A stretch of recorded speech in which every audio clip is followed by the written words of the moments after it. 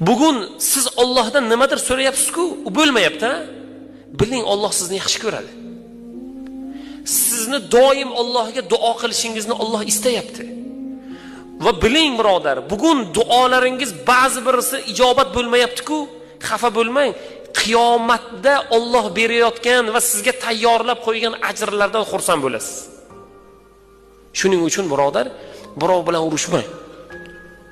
Birov pulga, molga, mansabga, bir narsaga talashsa siz talashmang. Siz berib yuboring. Siz berib yuborganingiz evaziga Alloh sizga qanchadan qancha ko'p narsa berishligini qiyomatda ko'ramiz birodar.